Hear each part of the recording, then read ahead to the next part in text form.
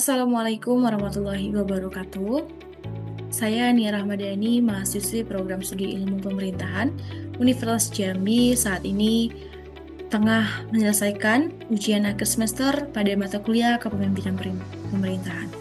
Sehingga dalam video kali ini saya akan membahas mengenai judul studi literatur Gaya Kepemimpinan Kepala Desa dalam Penyelenggaraan Pemerintahan Desa. Adapun tujuan dalam video kali ini untuk sama-sama kita memahami apa saja gaya kepemimpinan kepala desa dalam sebuah penyelenggaraan pemerintahan di berbagai desa di Indonesia.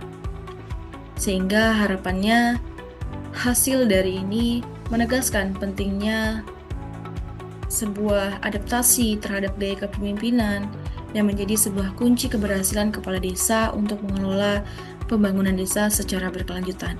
Berbicara mengenai kepemimpinan berkaitan dengan keterampilan, sikap, dan juga tindakan yang memungkinkan seseorang untuk bisa mempengaruhi dan juga mengajak orang lain untuk mencapai tujuan bersama.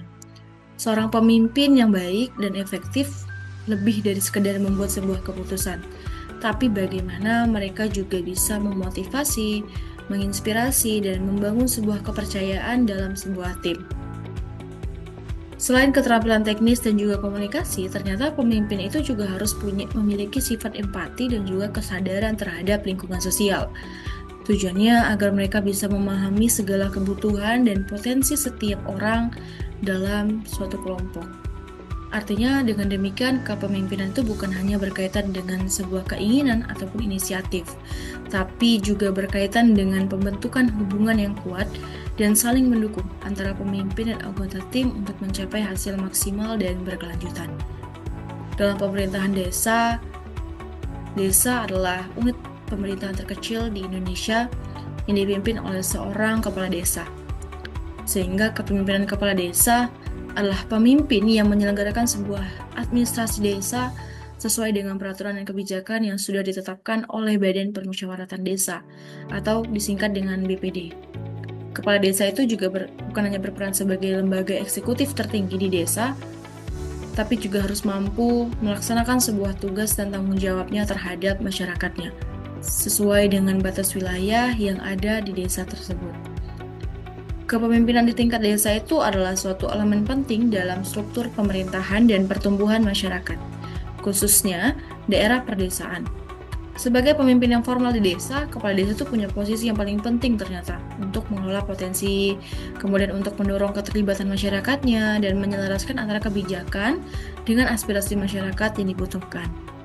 Nah, dalam memimpin sebuah wilayah, kepala desa akan memilih gaya kepemimpinan yang akan mereka adopsi terhadap keberhasilan administrasi pemerintahan desanya, layanan publiknya, dan pembangunan di desa itu. Di tengah era desentralisasi ini, sesuai dengan Undang-Undang Desa Nomor 6 Tahun 2014, ternyata tuntutannya itu seorang pemimpin semakin rumit. Mereka bukan hanya sebagai pengelola, tapi bagaimana mereka bisa mempunyai visi dan misi yang mampu menggerakkan partisipasi masyarakat. Untuk memahami bagaimana seorang kepala desa memimpin suatu wilayah, ada beberapa tawaran teori-teori yang diberikan, yakni teori dari Lewin dan kawan-kawan yang dikeluarkan tahun 1939, membagi bahwa gaya kepemimpinan itu terbagi menjadi 3, yaitu gaya kepemimpinan autokratis, gaya kepemimpinan demokratis, dan gaya kepemimpinan laissez-faire. Dapat saya jelaskan bahwa gaya kepemimpinan autokratis itu adalah kepemimpinan yang dikenal dengan pemimpin yang dominan.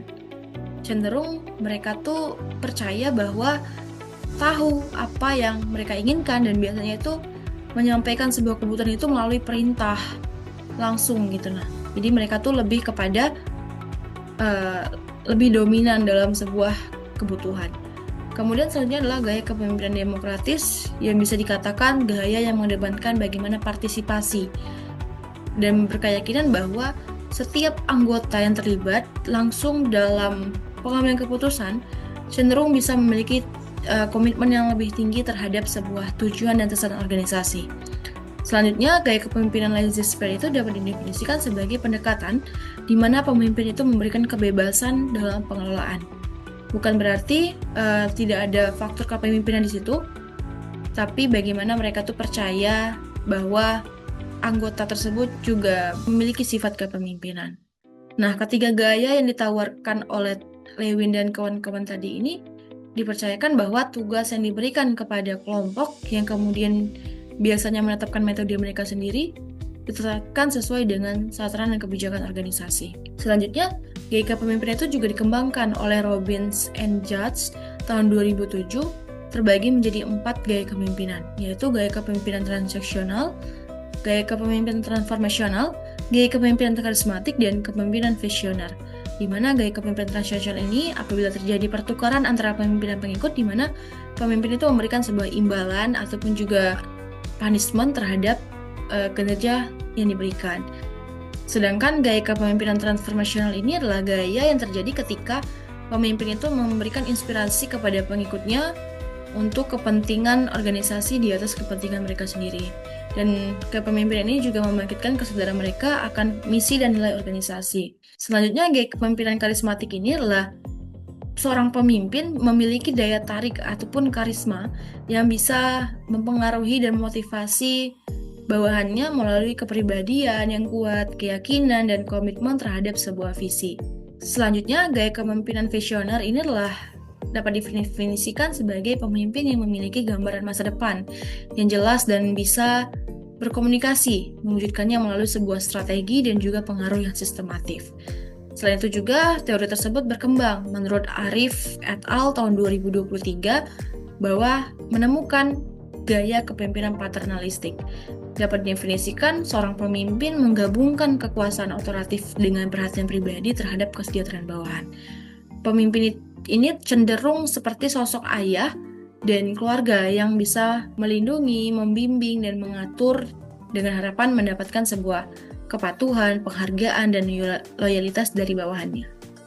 Dalam video pembahasan kali ini, saya menggunakan pendekatan studi literatur dengan tujuan untuk mengumpulkan berbagai informasi dari berbagai sumber yang sudah ada melalui telaah 20 artikel ilmiah yang berkaitan dengan topik penelitian tersebut untuk menafsirkan dan juga menyajikan data-data yang telah dikumpulkan.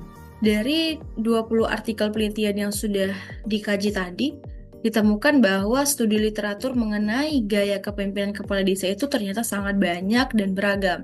Setiap sumber dan artikel yang menggambarkan tentang gaya kepemimpinan seorang kepala desa semuanya memiliki tujuan yang sama, yaitu untuk meningkatkan kualitas pelayanan, produktivitas, dan profesionalitas dari seorang aparatur desa.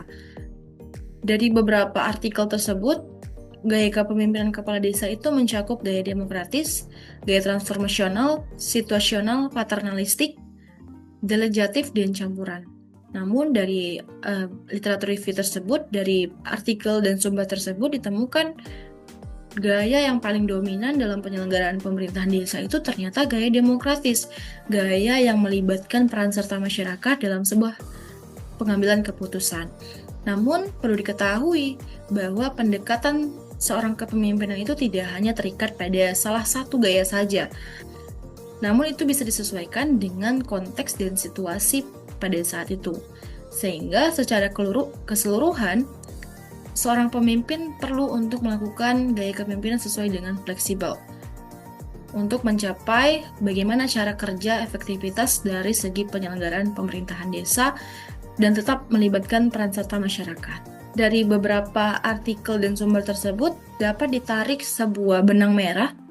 Penggabungan gaya-gaya kepemimpinan itu harus disesuaikan dengan sebuah situasi untuk bisa meningkatkan efektivitas pelayanan dan loyalitas seorang ASN, dan paling penting itu adalah partisipasi masyarakat sekitar.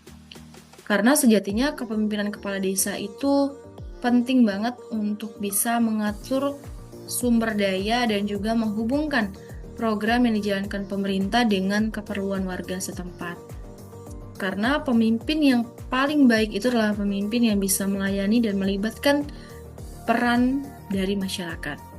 Dalam konsep itu juga, maksudnya pemimpin itu harus bisa mengubah diri mereka sendiri, lalu mereka memberikan sebuah pelayanan kepada masyarakat, dan menjadikan sebuah kekuasaan itu sebagai bentuk mereka loyal terhadap masyarakat, bukan hanya sekedar kekuasaan untuk keuntungan diri mereka sendiri. Nah, dari telah 20 artikel itu tadi, ternyata ditemukan bahwa gaya yang paling efektif dari penyelenggaraan pemerintahan desa itu ternyata gaya kepemimpinan demokratis yang melibatkan peran serta masyarakat dalam sebuah keputusan melalui forum diskusi, komunikasi, yang pastinya transparansi dan melibatkan masyarakat.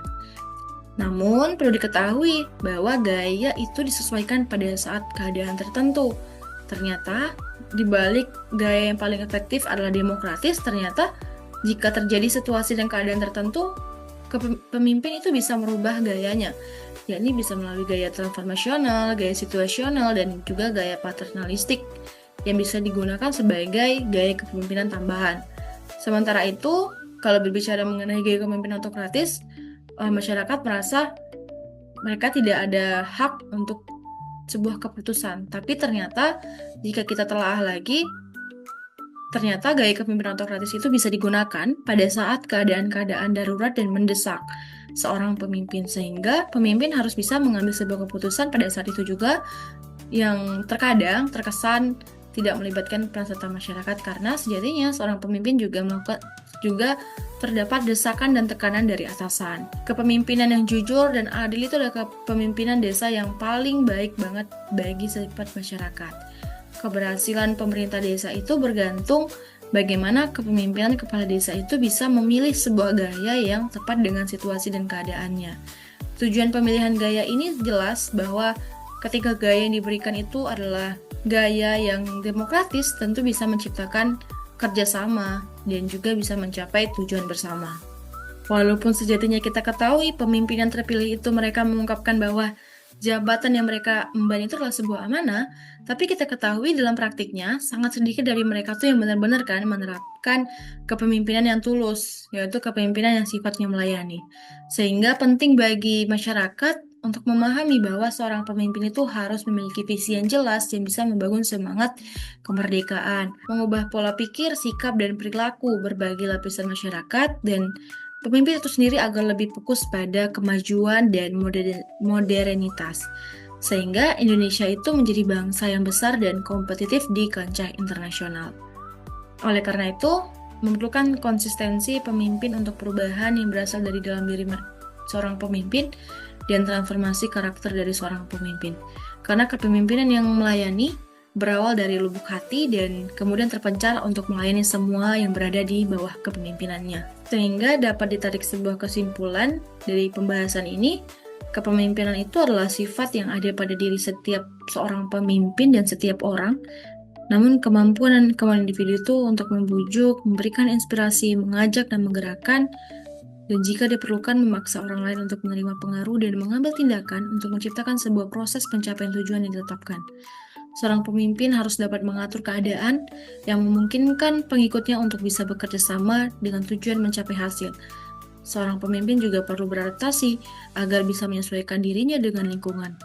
Oleh karena itu, untuk mendorong sebuah kerjasama dalam mencapai tujuan, perlu kerjasama yang kuat antara pemimpin dan juga bawahan. Melalui gaya kepemimpinan, diri seorang pemimpin sangat mempengaruhi kinerja dari suatu organisasi. Karena sejatinya jika gaya kepemimpinan digunakan tidak sesuai dengan karakteristik sebuah organisasi yang dipimpin, maka tentu hasilnya tidak akan baik. Begitupun sebaliknya. Seorang pemimpin harus mengetahui gaya kepemimpinan seperti apa yang harus mereka pilih demi terrealisasinya sistem kegiatan organisasi tim yang baik pula. Cukup sekian pembahasan kita pada video kali ini mengenai gaya kepemimpinan kepala desa. Harapannya kepemimpinan kepala desa saat ini berjalan sesuai dengan aturan dan peraturan yang berlaku, sesuai dengan undang-undang desa yang mengatur bahwa pemimpin harus berorientasi kepada kepentingan masyarakat, bukan kepentingan diri sendiri. Saya, Nia Ramadhani, pamit undur diri dari video kali ini. Mohon maaf apabila terjadi kekurangan dan kesalahan dalam penyampaian. Saya akhiri, wabillahi taufiq hidayah. Wassalamualaikum warahmatullahi wabarakatuh.